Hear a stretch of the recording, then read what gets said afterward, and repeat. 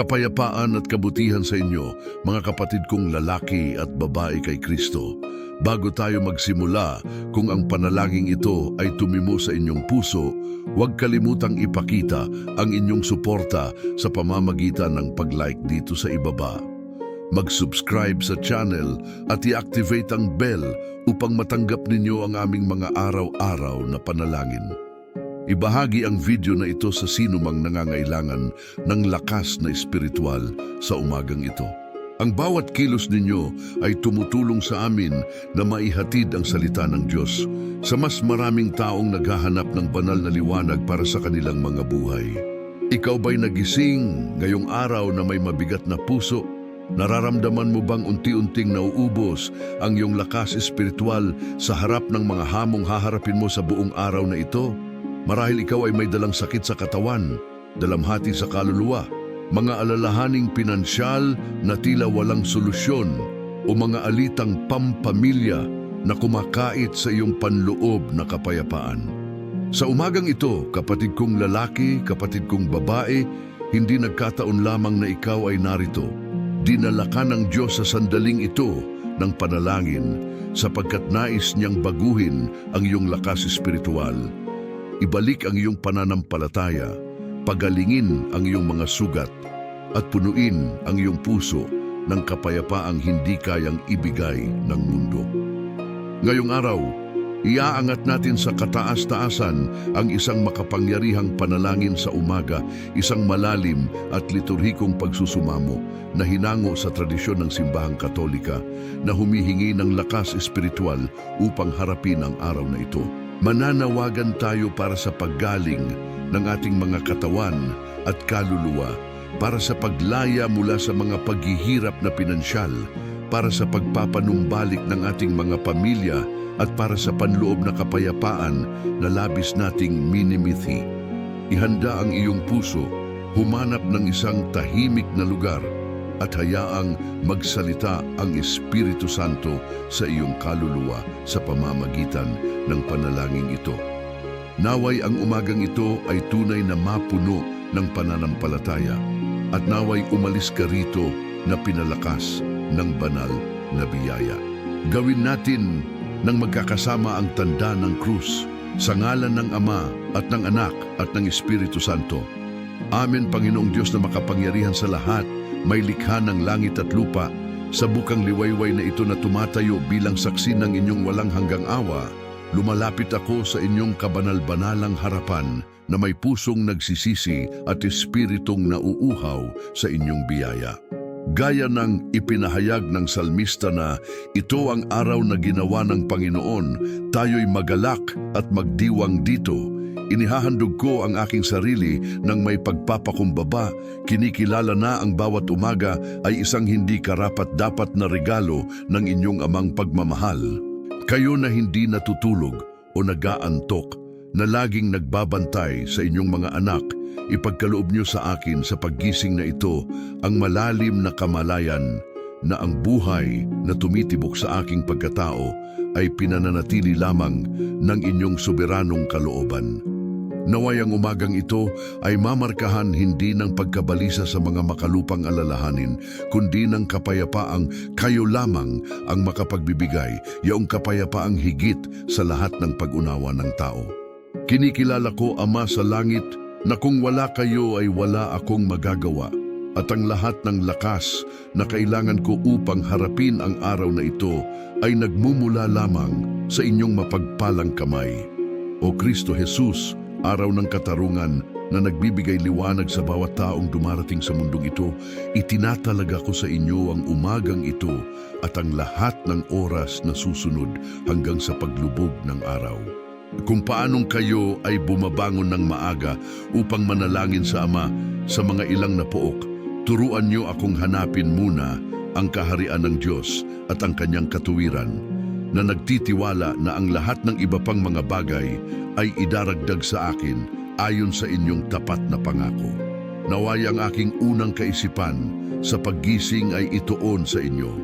Ang aking unang hininga ay maging isang panalangin ng pasasalamat, at ang aking unang salita ay maging papuri sa inyong banal na pangalan. Ipagkaloob niyo sa akin, Panginoon, ang biyaya na wag hayaang sakalin ng mga alalahanin ng mundo ang binhi ng banal na salita na nais ninyong itanim sa umagang ito. Patatagin niyo ang aking mabuhay na pananampalataya, kumpirmahin ang aking pag-asa sa mga pagsubok, at pakaalabin ang aking pag-ibig upang ako ay maging asin ng lupa at ilaw ng sanlibutan ayon sa inyong tawag. Espiritu Santong Parakleto, Dibinong Tagapayo at Tagapagpabanal ng mga kaluluwa, bumaba kayo sa akin sa umagang ito gaya ng pagbabanyo sa mga apostol sa sinakulo. Dala ang inyong mga makalangit na kaloob at masaganang bunga. Kayo na siyang nagbibigay buhay na hininga ng Diyos. Baguhin niyo sa akin ang biyaya ng binyag. Patatagin ako sa pananampalatayang tinanggap ko bilang mana mula sa mga santong apostol sa pamamagitan ng banal na simbahang Katoliko. Liwanagan niyo ang aking isipan upang maunawaan ko ang mga banal na balak na inihayag sa banal na kasulatan at sa turo ng simbahan. Patatagin niyo ang aking kalooban upang hindi ako madaig ng mga tukso na tiyak na darating sa araw na ito, kundi manatiling matatag sa tawag sa kabanalan. Pakaalabin niyo ang aking puso ng apoy ng banal na pag-ibig, yaong pag-ibig na nagdala kay Kristo sa krus at sa mga martir sa kanilang sukdulang pagpapatotoo. Pinakabanal na tatlong persona, iisang Diyos, mahiwagang katotohanan na hindi lubos na mauunawaan ng isip ng tao, ngunit tinatanggap ng pananampalataya ng may pagpapakumbaba. Sinasamba kita, pinupuri kita, at niluluwalhati kita. Ama na walang hanggan, pinagmumulan ng lahat ng kabutihan, salamat sa regalo ng buhay. Bugtong na anak ng Ama, verbo na nagkatawang tao, salamat sa pagtubos sa inyong maluwalhating krus. Spiritong nagbibigay buhay, salamat sa pananahan sa aking kaluluwa bilang inyong templo. Gawin niyo, O Diyos, na ang aking buhay ay maging isang walang hanggang awit ng pasasalamat na aakyat mula sa aking kaluluwa patungo sa trono ng inyong biyaya. Panginoon, sa umagang ito ay inilalagay ko sa inyong harapan ang lahat ng pangangailangan ng aking puso at ng aking mga kapatid na naglalakbay sa lambak na ito ng hapis. Na kayo na siyang manggagamot ng mga kaluluwa at katawan, iabot niyo ang inyong mapagpagaling na kamay sa lahat ng may sakit. Pagalingin niyo ang aming mga espiritual na karamdaman, ang kasalanan, ang pagmamataas, ang kahalayan, ang kasakiman, ang galit, ang katakawan, ang inggit at ang katamaran sa espiritu. Amang mapagbigay, pagkalooban niyo ng pagkakataon ang mga walang trabaho at pagpalain ang mga pamilyang naghihikahos. Ituro niyo sa amin na ang tunay na kayamanan ay wala sa material na bagay, kundi sa pakikipag-isa sa inyo. Diyos ng kapayapaan, ibuhos niyo ang inyong nagpapahilom na biyaya sa lahat ng pamilyang may alitan. Patatagin niyo ang mga mag-asawa sa katapatan at pag-unawa. Pagalingin niyo ang mga sugat ng pagtataksil at pag-iwan. Panginoong Hesus, bigyan niyo ako ng kapayapaang loob na hindi kayang ibigay ng mundo. Tulungan niyo akong magpatawad gaya ng pagpapatawad niyo sa akin. Gawin niyo akong instrumento ng inyong kapayapaan. Kung saan may galit, magdala ako ng pag-ibig. Kung saan may alitan, magdala ako ng pagkakaisa. O Diyos, aking kuta, bigyan niyo ako ng lakas na harapin ang mga hamon ng araw na ito. Suotan niyo ako ng espiritual na baluti upang malabanan ang mga pakana ng kaaway. Kung kalooban niyo ang aking kalusugan, luluwalhatiin kita. Kung kalooban niyo na pasanin ko ang krus, bigyan niyo ako ng biyaya na makiisa sa inyong paghihirap para sa kaligtasan ng mga kaluluwa. Amang maawain, palayain niyo ang mga alipin ng bisyo at adiksyon. Ipakita niyo sa kanila na sa inyong biyaya ay posibleng magsimulang muli. Sa pagtatapos ng umagang ito, iniaalay ko ang lahat ng aking mga plano, tagumpay at kabiguan. Naway ang aking pagtatrabaho ay maging panalangin at ang aking pakikitungo sa kapwa ay maging pag-ibig. At kapag dumating ang gabi, naway makaharap ako sa inyo na may malinis na budhi, hanggang sa sumapit ang umagang walang hanggan sa inyong kaharian. Amen. Mga minamahal kong kapatid na lalaki at babae kay Kristo Jesus, narating na natin ang wakas ng makapangyarihang panalangin sa umagang ito. Ngunit ang pakikipag-usap sa kataas-taasan ay hindi kailangang magtapos dito. Ito ay hindi lamang isang panalangin nagwawakas, kundi isang binhi ng pananampalataya na naitanim sa inyong mga puso. Isang binhing kailangang tumubo, lumago at magbunga ng sagana sa buong araw na ito at sa lahat ng mga araw na ipagkakaloob pa sa inyo ng Panginoon sa mundong ito. Kung ang panalangin ito ay lubos na umantig sa inyong kaluluwa, kung inyong nadama ang nakaaliw na presensya ng Espiritu Santo habang binibigkas ang mga salita, kung ang inyong puso ay ginalaw ng banal na biyaya, buong lambing ko kayong hinihiling. Bilang isang pastol na may malasakit, pindutin ninyo ang button na like dito sa ibaba. Hindi ito isang simpleng kilos ng teknolohiya, mga kapatid, kundi isang konkretong gawa ng ebanghelisasyon. Sa tuwing pinipindot ninyo ang button na iyon, sinasabi ninyo sa algorithm ng internet na ang nilalamang ito ay nararapat makita ng mas marami pang tao. Tinutulungan ninyo ang panalangin ito na maabot ang iba pang mga pusong uhaw sa Diyos, ang iba pang mga kaluluwang nagising ngayong umaga na nangangailangan ng lakas na espiritual, ang iba pang mga kapatid na sumisigaw para sa isang haplos ng langit sa kanilang buhay. Ang inyong like ay hindi para sa akin, kundi para sa kaluwalhatian ng Diyos at upang ang kanyang salita ay makarating hanggang sa mga dulo ng daigdig sa pamamagitan ng kahangahangang kasangkapang ito na tinatawag na internet. Ngunit huwag kayong tumigil doon, mga minamahal. Ibahagi ninyo ang panalangin ito sa inyong mga kaibigan, sa inyong pamilya, sa inyong mga grupo ng panalangin, sa inyong mga pamayanang parokyal at sa inyong mga social media. Isipin ninyo ang taong dumaraan sa matinding dalamhati, ang kaibigang nawala na ng pag-asa, ang kamag-anak na naglalakad sa lambak ng kadiliman at espiritual na kamatayan. Ipadala ninyo sa kanya ang panalangin ito bilang isang makalangit na balsamo, bilang isang propetikong salita ng pagpapalakas ng loob, bilang isang espiritual na pagdalaw na kayang baguhin ang kanyang araw. Kapag ibinabahagi ninyo ang ganitong panalangin, hindi lamang kayo nagpapadala ng isang video, kayo ay nagiging mga kasangkapan ng Diyos, mga daluyan ng banal na biyaya, mga katuwang sa gawain ng kaligtasan ng mga kaluluwa. Gagantimpalaan kayo ng Amang Makalangit na nakakakita sa lihim ng bawat gawa ng espiritual na pag-ibig na inyong ginagawa para sa inyong mga kapatid. At ngayon, inaanyayahan ko kayo na may buong pagmamahal ng isang amang pastol na nakakakilala sa kanyang mga tupa. Bumaba kayo sa seksyon ng mga komento at iwan ninyo roon ang inyong mga kahilingan sa panalangin. Hindi lamang ito isang virtual na espasyo, mga kapatid, kundi isang tunay na patyo ng panalangin kung saan nagtitipon ang sambayanan ng mga mananampalataya upang mamagitan para sa isa't isa. Isulat ninyo roon ang mga pangangailangan ng inyong puso, ang mga pasanin ng inyong kaluluwa, ang mga pangambang bumibigat sa inyo.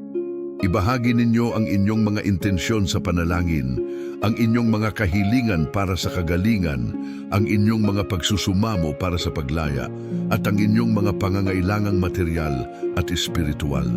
Huwag kayong mahiya o matakot sapagkat kayo ay nasa piling ng mga kapatid sa pananampalataya na nauunawaan ang inyong mga pakikibaka dahil sila man ay lumalaban sa sarili nilang mga espiritual na laban.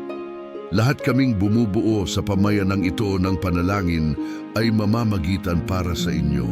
Dadalhin namin ang inyong mga pangalan at pangangailangan sa harap ng luklukan ng banal na biyaya. Ang panalangin ng maraming matuwid ay may dakilang kapangyarihan sa harap ng Diyos. Gaya ng itinuturo ng banal na kasulatan, at sama-sama tayong mas malakas sa espiritual na pakikibaka.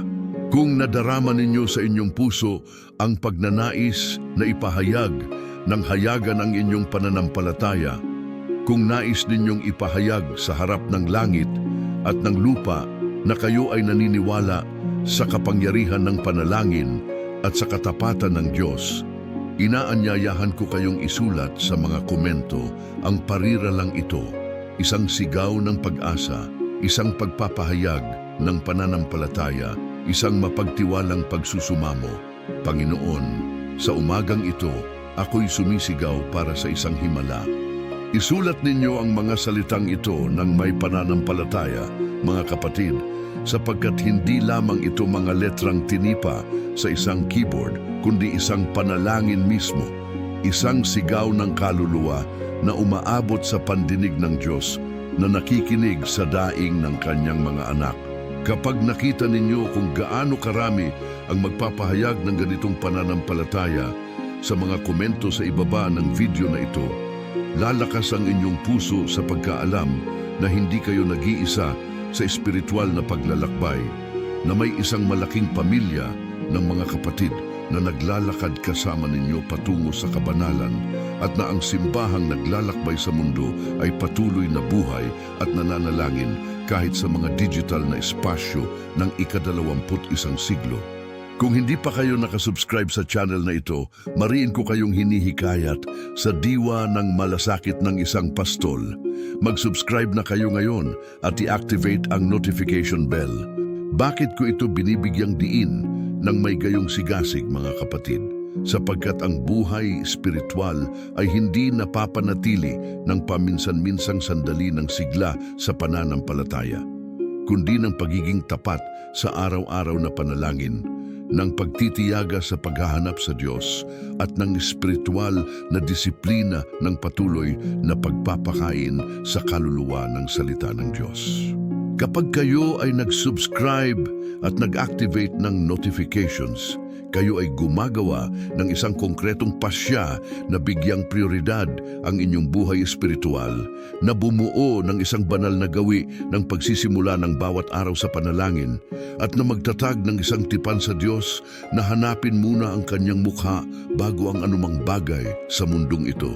Tuwing umaga, kapag natanggap ninyo ang abiso ng isang bagong panalangin, ito ay parang isang espiritual na kampanang tumutunog na tumatawag sa inyo sa pakikipagtagpo sa Panginoon.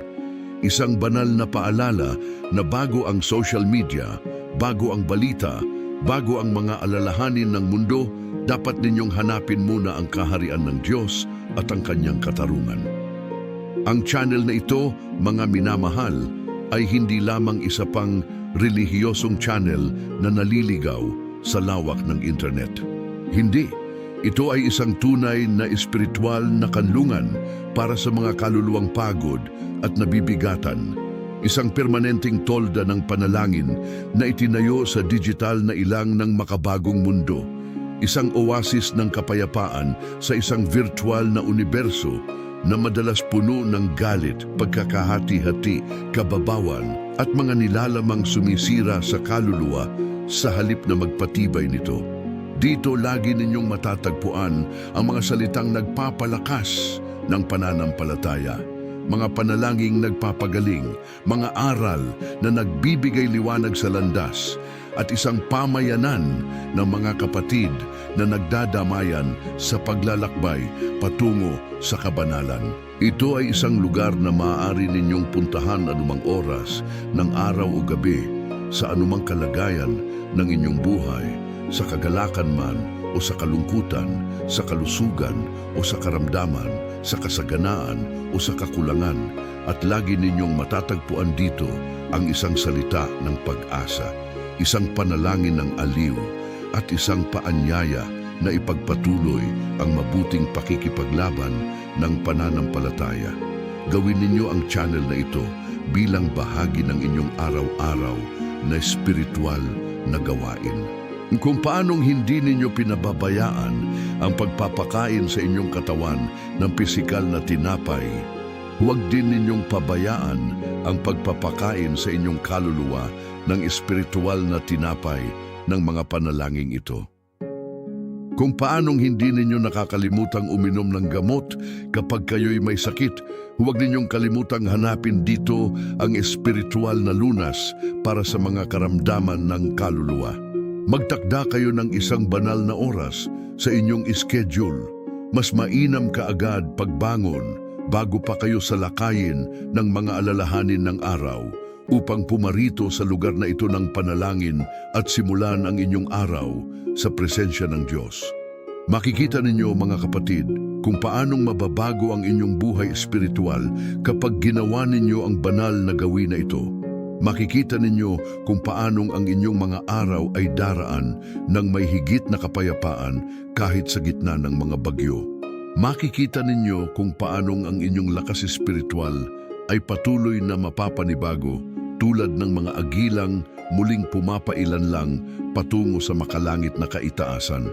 At ngayon, bago tayo magpaalam, nais kong iwan sa inyo ang mga salita ng pananampalataya at propetikong pagpapalakas ng loob na nagmumula sa mismong puso ng Diyos para sa inyo. Makinig kayong mabuti, minamahal na kaluluwa, hindi kayo dinala ng Diyos dito nang nagkataon lamang. Alam niya ang bawat luhang inyong ibinuhos, ang bawat buntong hininga ng dalamhati na inyong inilabas, ang bawat gabing hindi kayo nakatulog at ang bawat sakit na tahimik ninyong pinapasan. At nais niyang malaman ninyo ngayon sa umagang ito na hindi niya kayo iniwan at kailanman ay hindi niya kayo iiwan. Ang katapatan ng Diyos ay hindi matitinag, ang kanyang awa ay bago tuwing umaga at ang kanyang pag-ibig sa inyo ay walang hanggan at walang kondisyon. Kahit tila gumuho ang lahat sa inyong paligid, kahit sumigaw ang mga pangyayari ng kabaligtaran, kahit manghina ang inyong pananampalataya sa harap ng mga pagsubok, alalahanin ninyo, tapat ang Diyos.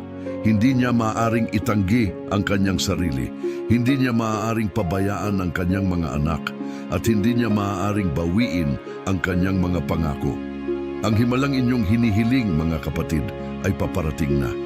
Ang kagalingang inyong isinusumamo ay naihanda na sa krus ni Kristo. Ang kalayaang inyong minimithi ay nakamtan na nang ipahayag ni Jesus ang naganap na at ibinigay niya ang kanyang espiritu. Ang kapayapaang hinahanap ninyo ay abot kamay na sa pamamagitan ng mga sakramento ng banal na simbahan. Ang lakas espiritual na inyong kailangan ay naibuhos na sa inyong mga puso ng Espiritu Santo noong araw ng inyong binyag. Ang kailangan ninyong gawin ngayon ay buksan ang inyong puso sa pananampalataya. Iunat ang inyong mga kamay upang tanggapin ang banal na kaloob at manatiling matatag sa pag-asa kahit tila nahuhuli ang sagot. Sapagkat ang panahon ng Diyos ay hindi panahon ng tao, ngunit ang panahon ng Diyos ay laging perpekto. Ang tamang sandali kung kailan tatanggapin ninyo hindi lamang ang inyong hinihiling, kundi ang isang bagay na dihamak na higit pa kaysa sa inyong inaakala. Huwag na huwag ninyong titigilan ang pananalangin sa anumang pagkakataon, sa anumang kalagayan. Ang taimtim at matiyagang panalangin ay gumagalaw sa puso ng Diyos, gaya ng itinuro ni Jesus sa talinhaga ng balong hindi nagsasawang humingi ng katarungan. Patuloy kayong kumatok sa pintuan ng langit, patuloy kayong magsumamo ng may pananampalataya at patuloy kayong magtiwala sa walang hanggang kabutihan ng Amang Makalangit na marunong magbigay ng mabubuting bagay sa kanyang mga anak. At kapag dumating ang sagot, at darating ito, mga kapatid, tiyak na darating, bumalik kayo rito upang magbigay ng patutuo sa mga komento, upang luwalhatiin ang banal na pangalan ng Diyos, upang patibayin ang loob ng iba pang mga kapatid na naghihintay pa rin ng kanilang mga sagot, at upang kayo mismo ay maging mga kasangkapan ng pagpapalakas ng pananampalataya sa pamayanang ito ng panalangin. Pinagpapala ko kayo sa sandaling ito sa ngalan ng makapangyarihang Diyos at idinadalangin ko sa inyo at sa lahat ng inyong mga mahal sa buhay ang mapagkalingang proteksyon ng mahal na Birheng Maria, ang makapangyarihang pamamagitan ni San Miguel Arcangel at ng lahat ng mga anghel at banal sa langit, at ang masaganang biyaya ng Santissima Trinidad. Naway ingatan kayo ng walang hanggang Ama, gaya ng pag-iingat sa balintataw ng kanyang mata. Naway samahan kayo ng manunubos na anak sa bawat hakbang ng inyong paglalakbay sa lupa, at naway aliwin, palakasin, at pakabanalin kayo ng Espiritu Santo Paraklito araw-araw hanggang sa makarating kayo sa makalangit na bayan, kung saan wala ng sakit, wala ng luha, wala ng pagdurusa, kundi ang walang hanggang kagalakan sa mapalad na presensya ng Diyos. Humayo kayo sa kapayapaan, mga kapatid na lalaki at babae, at naway ang umagang ito ay tunay na mapuno ng pananampalataya, pag-asa at pag-ibig. Dalhin ninyo ang katiyakang hindi kayo nag-iisa, na may isang buong pamayanan na nananalangin para sa inyo, at na ang tapat na Diyos ay kailanman ay hindi kayo pababayaan. Hanggang sa susunod na panalangin, manatili kayong matatag sa pananampalataya, masaya sa pag-asa, at matiisin sa pag-ibig. Kami ay nagtipon at patuloy na magtitipon sa inyo sa ngalan ng Ama at ng Anak at ng Espiritu Santo. Amen.